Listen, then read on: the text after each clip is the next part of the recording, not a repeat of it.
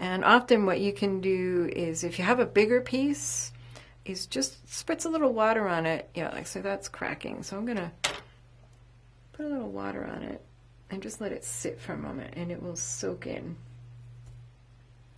So I'll try this piece over here. Although it's been sitting, probably drying too.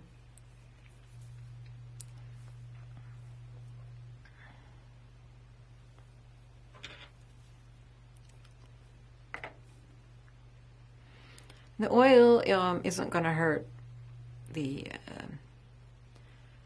silver in the least. When you fire it, you're firing at such a high temperature, it will just burn off.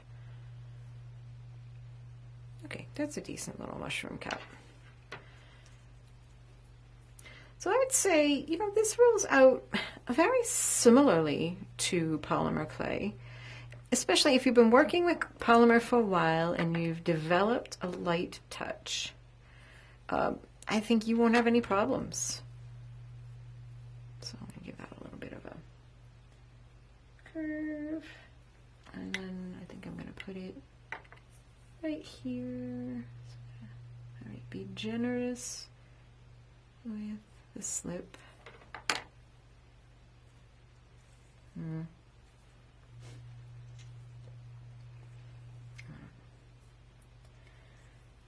Just want to flatten that a little bit like a taco so that it's not sticking out so far when I wear it. Put that right in that slip, and then I think I'll mess around with it a little bit with my needle tool. There we go. That's cute. So I'll make a few more of those. So yeah, I'm adding my third little mushroom, and I have to say, I think it all comes down to getting a balance between too wet and too dry. And I think it's just a matter of getting used to the material and keeping that in mind, and I think you'll be in good shape. Yeah, okay, so now that I have that done, I'm really kind of pleased with this. I'm going to cut my hole.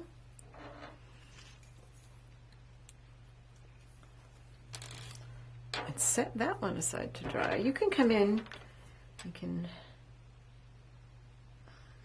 you know, add texture. I'm not going to go crazy with that. I just kind of wanted to clean that up a little. And mushrooms have that, don't they? So maybe I'll just add a little. And what's fun is that this is going to shrink, so your detail will look even more detailed when it's done. So what do I have left? All right, not much. Let's see how far we can make that go. Yeah, and here's so the stuff on the plate has dried a little, and it's at that point you can use some of the slightly damp clay to pick up all those little bits. And I'm just going to go around, get all these little crumbs on my tools and on my table. And I don't think I'm going to have enough to do the feather. That's okay. That was just something I pressed into a mold. But maybe I can do, well, maybe the little hearts. And I want to get kind of fancy with that. I'll show you what I mean. You can see this is starting to crack around the edges, so that's when you need to add just a couple of drops. Oh, there it goes on the floor. A couple drops of water. And I think what I'm going to do with this last little lump, rather than rolling out pieces like I originally planned, because this is all I have left, I'm going to just sculpt this, maybe with a little more oil on my fingers. See if we can. I saw one gal, she was like wiping all the silver off with a baby wipe, and I was like, no. I'm just going to sculpt a little heart. So you do that by, first you roll a nice ball, and then you kind of roll a cone. And where's my needle tool? I'm getting slip all over the place. That's right, I do have that left. There's my needle tool. There's my cone. Kind of shape the heart.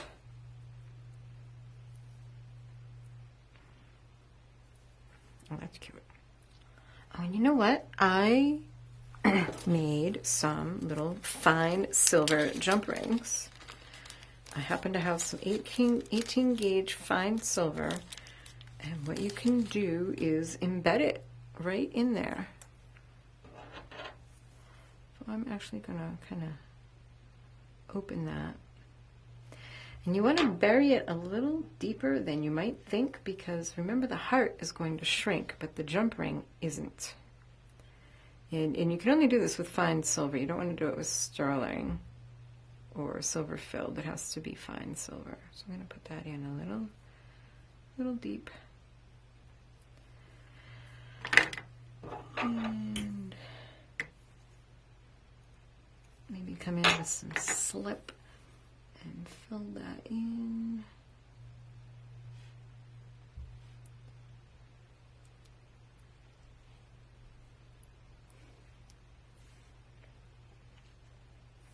And then clean that out.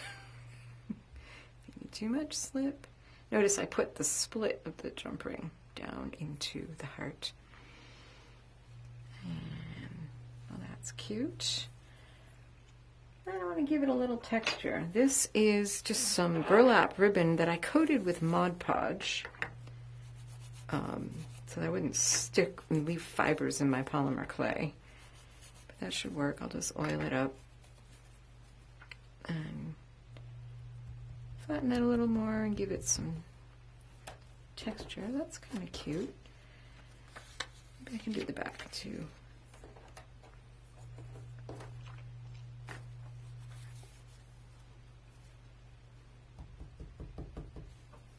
Probably have to redo the front. Actually, I think I'll just call that the front. Now, I promised you fancy because I placed my order with Rio Grande and I had to get some of these. These are cubic zirconias, and they can be fired in place, which I think is absolutely the coolest thing. And they're not that expensive. They were, let's see, $15 for 100, which is like 15 cents each. So if they explode in the firing, well, all right. So let's make a little, I don't know, where shall I put them? Maybe like just a little cluster of 3. 1, 2. These are 2mm. And oh, I didn't, where's my rhinestone tool? Oh, ha. Here's polymer clay and a rhinestone tool. You can just kind of form it into a point. There. Ha. Now the very, very important thing is, okay, you want to be there? Fine. It has to be embedded in the clay and a little bit deeper than you think it ought to be, because what you want is for that clay to shrink around it. So when you look at it from the side, you shouldn't be able to see your stone. It should be set way down in there.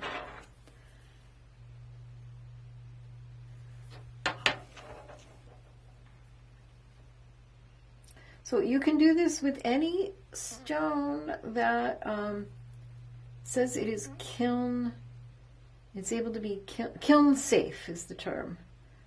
Now they do all have disclaimers that things happen and you know, they are not guaranteeing that any given stone is going to come out of the kiln safely. Things happen. But there are some that they can absolutely guarantee won't work. Those are not labeled kiln safe. So I got these little cubic zirconias. Oh, come on. I'll probably have to refine this like under my magnifying lamp because I can't even see what I'm doing. I also got these little 2mm pink tourmalines, but I think I'll save those for another day.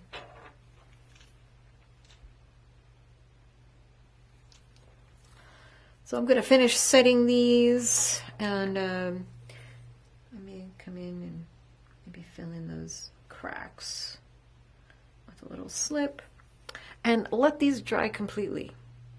So here we are about 24 hours later, and my pieces are pretty much dry. I didn't actually have to wait this long. I just did because I got busy with other things. You can speed up the drying by putting your pieces on a mug warmer, which is like a mini hot plate. I didn't have one. I just put them in a box lid on a radiator and let them dry, air dry. This one may not be completely dry. It feels cool to the touch, which tells you it's probably not completely dry. But I'm guessing like these might be. You can check them by putting them on a mirror and seeing if there's any condensation. We don't even need to have them 100% dry at this point because we're going to do a little bit more refining before we fire them. You can do that with all kinds of different simple things, just like an emery board. This is one that I got at the dollar store, or one of these 4-in-1 nail things is perfect. Again, dollar store. I have some sanding sponges that I made for polymer clay, and just simple tools. And you don't have to stop decorating either. We can do more to add to these pieces. So before we start doing that, I am going to put down a piece of plain white paper with a fold because I want to catch all of my filings. I can add those to a little container and save them for slip or paste later on. This is just a rubber bench block. It's not very expensive. They're like around $6 or $7, and it will come in handy when you're doing your refining. It's interesting because these pieces, you look at them and they look like clay, but you pick them up and the weight and the sound, it doesn't sound like it on paper. Let's see. Like this one is heavy for its size. It sounds like metal. Well, because it is. These are metal. Believe it or not. I know they don't look like it right now. The thing to keep in mind about your pieces at this point is that they are very fragile. Think of them as having the fragility of an eggshell. So I'm going to just practice on my test pieces because that's what they're for. And let's say I want to make them into perfect rectangles. You can just file it on the emery board, and remember all those little filings you will save. And it doesn't take much. I already got that edge nice and smooth, just with a few swipes to the ends. But what you want to do is be certain that you're supporting it. So if I'm filing this end, I'm not going to hold it way down here. I'm going to hold it right next to that, and I'll just hold it so you can see. And if you were making something decorative, you might like knock down the corners. Again, hold it very close. Now, see what I just did there? That was not good. I held it like this. I could have very easily snapped that. I could feel it flexing. Like these pieces, where I cut them with a cutter and they're kind of rough, I can just come in, smooth that out with just a couple strokes. It doesn't take much, and I'm holding it right close to the edge. And this is actually pretty aggressive. This is taking down a fair amount of material. So I could actually quite reshape this at this point if I wanted to. I can come in with a round file and clean up my holes just gently. I'm not really pressing, I'm just kind of putting it in there and twirling. You can even add more decoration to it. Like the back is kind of plain on these. So I can come in and actually add scratches with the needle tool and add a cross hatching.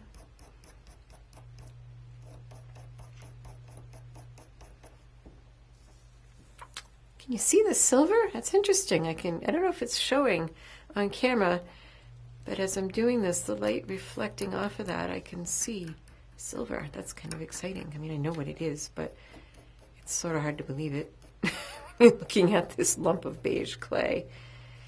And then I'll go the other way, and I'll have a nice texture for the back of my little charms or earrings or whatever. Ooh, heh. There really is silver in that there clay. So you can do a texture like this.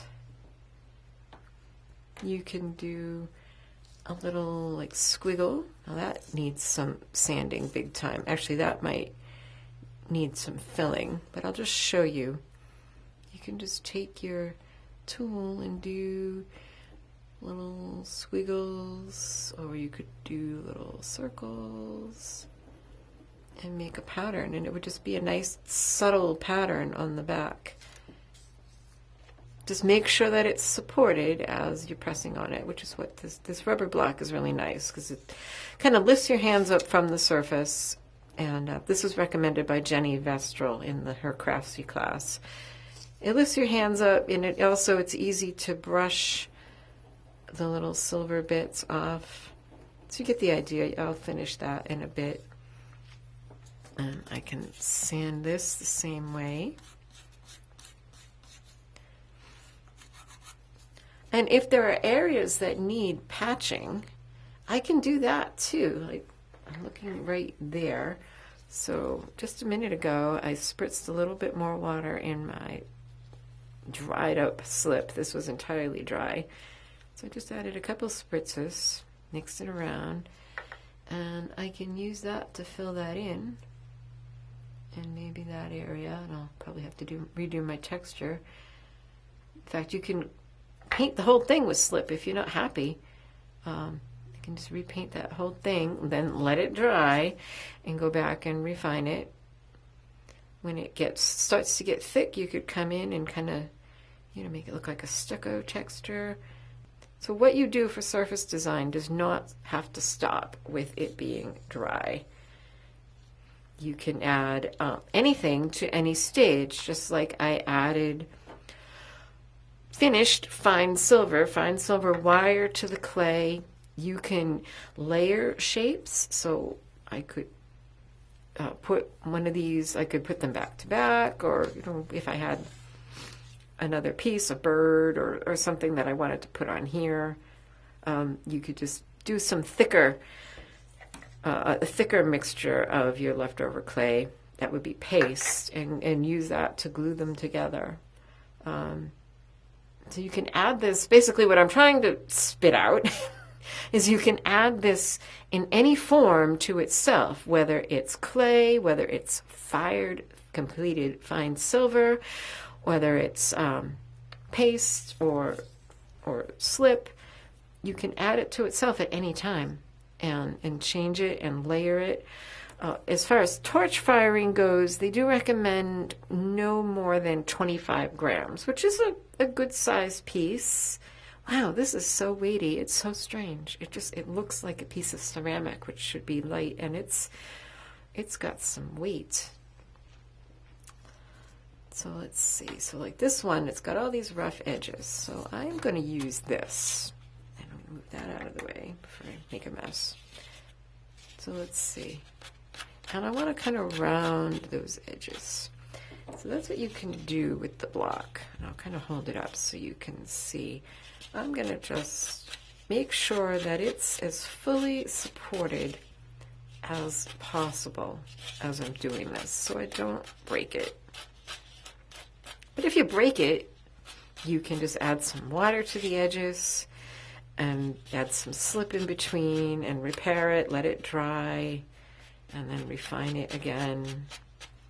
So it's actually a pretty forgiving material, which is nice, considering its expense. Like even the top of my little mushroom there is, I might go in with some slip and kind of fix that crack. See, already that's looking nicer, just kind of rounding that a little bit more. I might switch to like a finer one.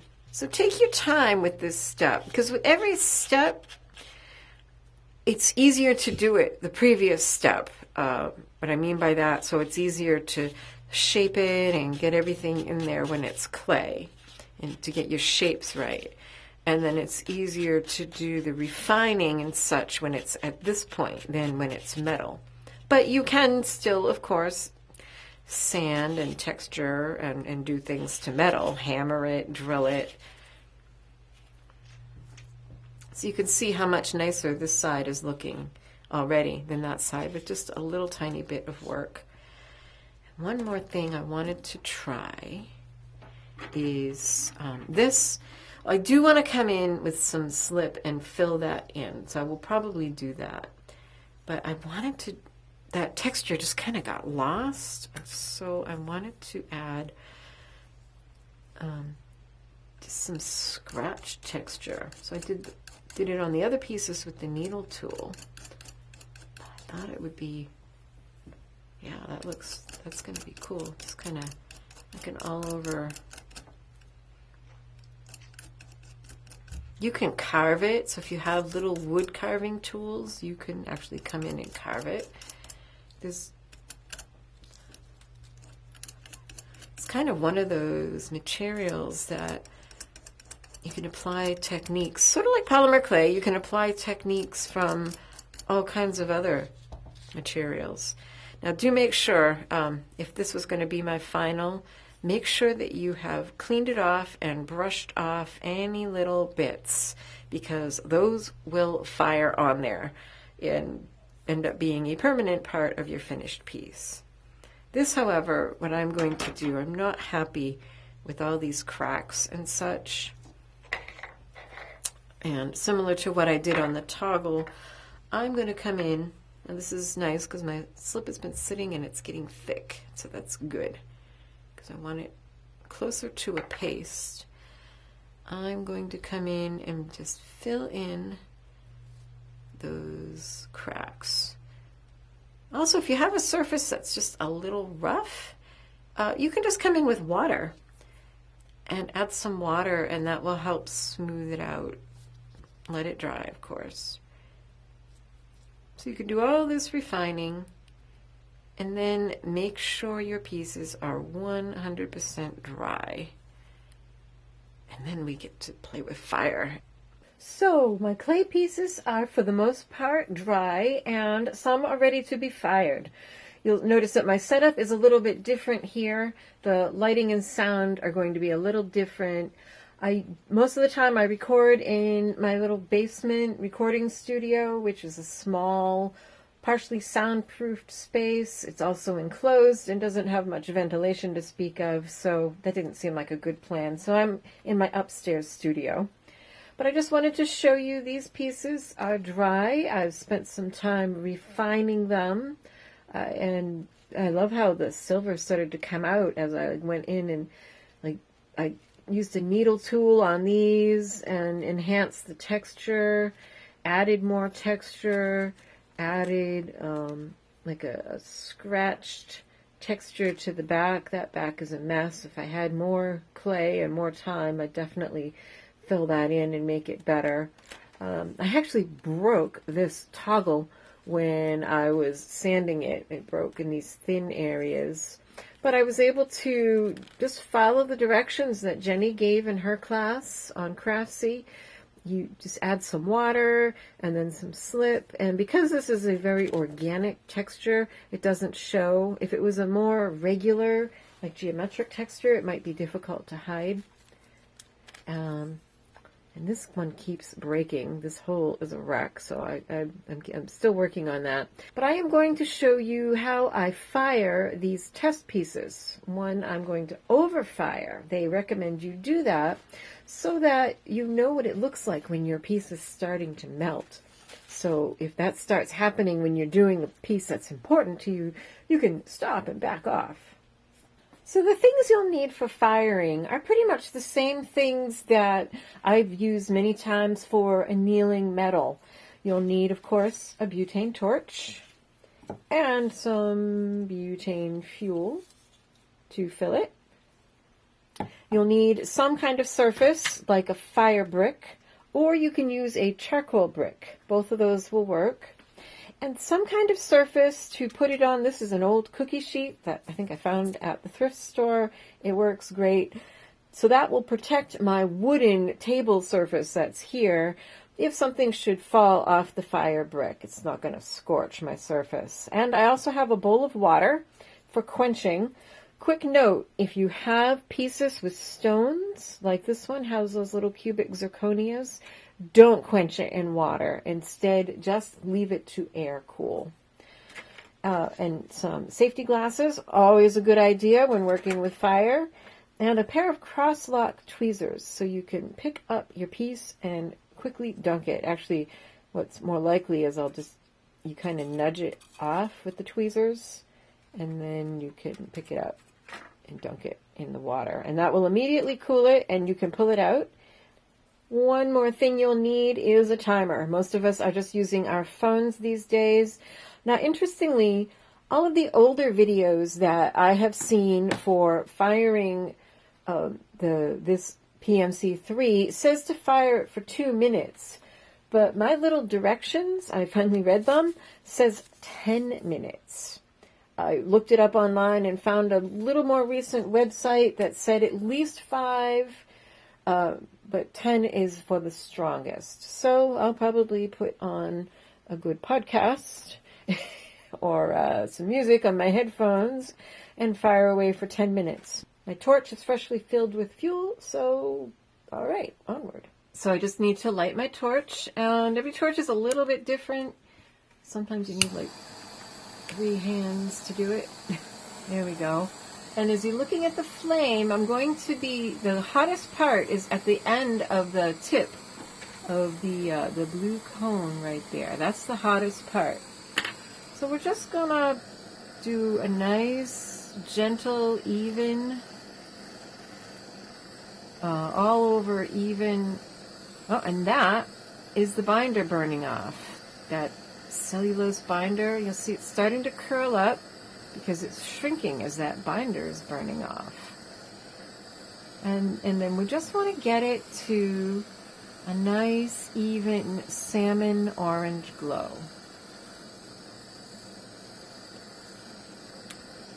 And you want to keep it that color for the full time. So once I get it to that color, then I can start my timer. Oh, there we go. Oh, back to that color.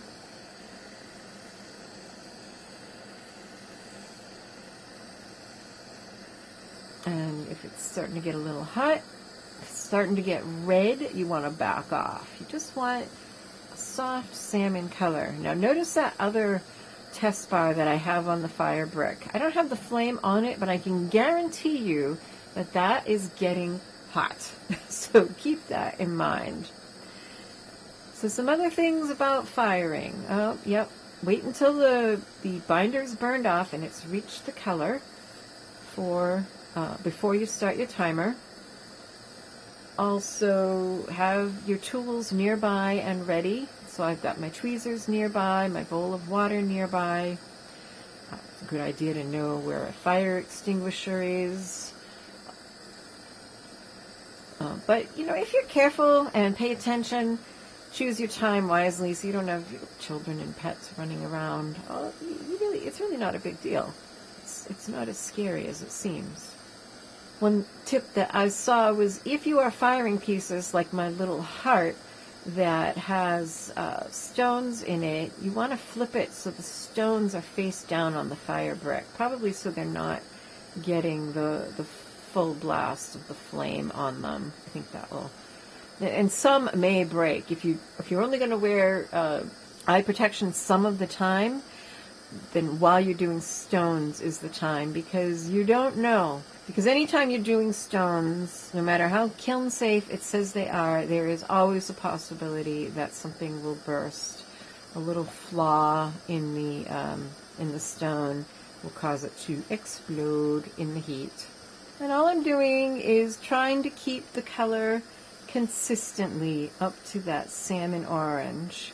It's a lot like polymer clay in that what's important is that it reaches a certain temperature and stays there for at least a certain amount of time. And you can do it for longer and it will only get stronger. I read something interesting on a website about silver clay. They said it's always been torch fireable. The hard part was finding somebody willing to hold a torch for 2 hours. So you could theoretically take any of those clays that you find, and if you want to hold a torch on it for 2 hours, you could. Oh dear, that doesn't sound like fun. Also, if you find that you've underfired a piece, you can do a repair and then fire it again. So it really is a very forgiving material. You'd need a torch that could hold enough fuel. I wonder how much fuel you would need to run one of these for 2 hours. If you notice bubbles, I don't see any bubbles in mine, just a dent. I don't know where that came from, but it's not a big deal. It's a test piece. If you notice bubbles, what that will probably mean is that your clay piece was not completely dry, and there was water in there, which expanded in the heat. And that is what is causing a bubble. The good news is that if you get a bubble, you can hammer it out. Because, like I said, this is going to be a fine silver piece, so you can treat it like you would any fine silver pieces you have that you want to fabricate with. You can hammer it, you can pierce it, drill it, texture it. In fact, that's what Jenny suggests you do with these test pieces, is hammer them and make a nice hammer texture. You could stamp on a design or an initial, punch a hole, and make a pair of earrings. I think I want to melt one of mine, though. I may break it up into little pieces and do some granulation, get little tiny balls, and I'd love to add those to a future piece. So none of it will go to waste. As long as you find those pieces you dropped on the floor. I wonder what caused the change in the directions, the 2 minutes to 10 minutes. Did they change the formulation, or did they find that 2 minutes was not generally sufficient? And notice if it starts glowing a little bright red, I back off, and if it stops glowing that nice orange, I come in a little closer. You really just have to pay attention, keep an eye on it the whole time, so it's fully fired, but not melted. Stop. Yeah. Oh, I do have bubbles. Look at that. Huh. I was certain this was dry. Okay, look at that. We have silver. It was silver all along. You just didn't know it. And as soon as you quench it, you can take it out. Dry it off. Ooh, this is hot. Don't touch that. Now let's see if this is strong. If you can bend it. Yes. Look at that. Yeah. Now I wonder if I overheated this, because usually when you see these pieces, they're whitish, and this one's very silvery. So I wonder if I really did overheat it. Okay, see, yeah, it's more like the back there where it's white, and then in order to bring up the silver, you brass brush it. All right, I am going to melt this one because I think it would be fun to watch. All right.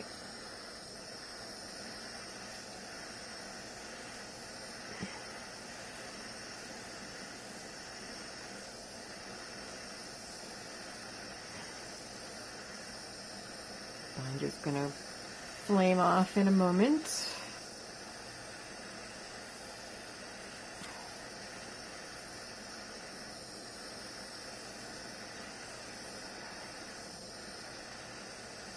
Yeah, I should have refilled my torch in between. All right, now I am going to overheat it. Oh yeah, see that? That puddly mercury look? That's what you don't want in a piece that you want. That is getting all melty. Oh, look at that. This is what not to do, but I'm kind of having fun. Oh, there it goes. Oh, melty. It has a high surface tension, so you'll notice it wants to be in a ball.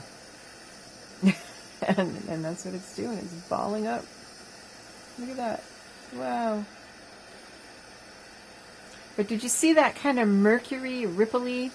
That is the telltale sign that you are overheating it. Look at that. And now I have a silver ball. That's pretty cool. And of course you can use that. You can hammer it, flatten it, and use that in something. So I'm back. I have fired all of my pieces, and I've been doing some polishing. And yes, I definitely was overcooking this. So that one you just watched me do, it was glowing a little too red. If you go back and look at it again, it should be a nice, soft salmon orange. And that's what all the tutorials tell you. But it's hard to know until you actually do it yourself and see what it is. One thing that really helps in maintaining that color is, well, not to be filming it and talking on camera. That will help because you're concentrating, and also to turn off all the lights in the room and you'll be able to better see that color. So this one is a little bit overcooked. What it should look like when it's done firing is like this. It should be white and it's not going to look much like silver. But then that's where the magic of finishing comes in. I'm not going to go into great detail about the finishing because if you're going to try it for yourself, you'll be following a book or a class or something and they will explain all the particulars. But the first thing you do is just get a little brass brush and start brushing. And this isn't removing anything. It's, as I've seen it explained, it's pressing down the molecules. I guess they stand up when they get heated, and this just presses them down so they reflect the light. And now you're starting to see that this is a piece of silver and not a piece of clay. It's kind of amazing. So this is the next step, is that you give it a good brushing, make sure you get all the sides, and you do a better job than I just showed here. And then you go at it with some polishing papers. These I got from Rio Grande. And you just polish it going through the grits. I don't think you need to go much past like even 1200, maybe 4000, but I didn't even use the 6 and 8000. These come in full sheets. I cut out quarter sheets and I labeled them silver because I plan on using the same, well, the other parts of the same sheets for copper, and you don't want to mix those. So then you polish it and you end up with something like this. That's after the polishing papers. Now, I don't know how well you can tell the difference between these two. When I watched the videos, I couldn't really see it. But can you see that this one has so much more of a silver shine, whereas this one still looks a little chalky? And that, I didn't understand how it worked, but it works. This is an agate burnisher. You can also use a stainless steel burnisher, and some people just even use the back of a stainless steel teaspoon. But this further compresses those molecules, and I don't know how well you can see on camera. Like I said, when I watched the videos, I couldn't see it so well, but in real life, it is a dramatic difference, bringing up all of that silver shine.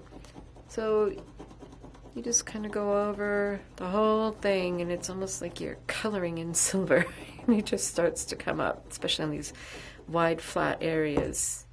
You just bring up that reflectiveness. It's amazing.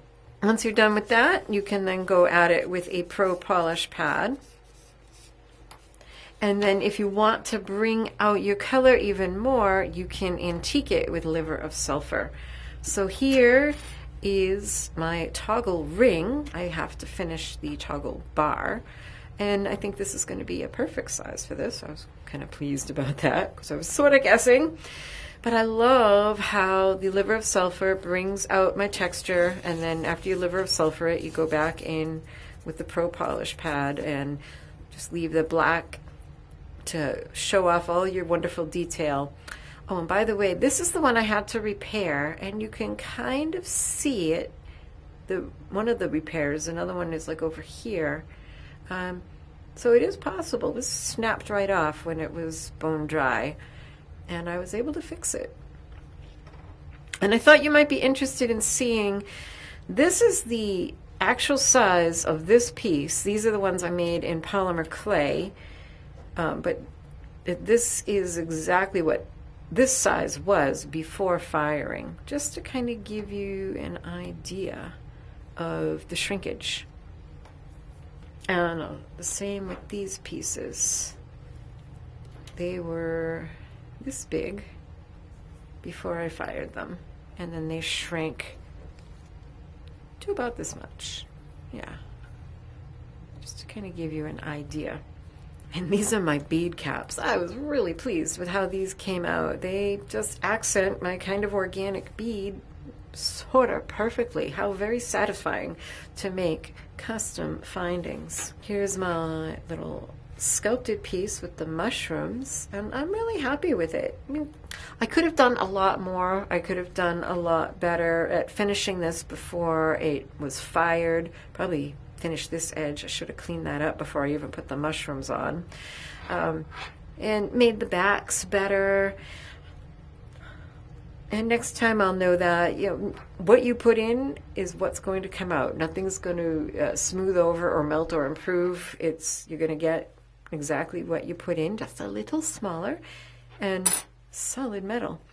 And here's my little heart charm, which really came out pretty cute. I was sort of amazed that those CZs, the cubic zirconias, have stayed in place through all of the brushing and polishing and liver of sulfuring and everything. And this is another one where obviously I could have spent a lot more time finishing. And I knew that, but I have to get this video finished for you. I don't know if I mentioned this before. When you buy a package, if you're buying 15 grams, you are actually buying 15 grams of fine silver. And with that, you end up with 16.7 grams of clay. That's the water and the binder that's in there. Just so you know.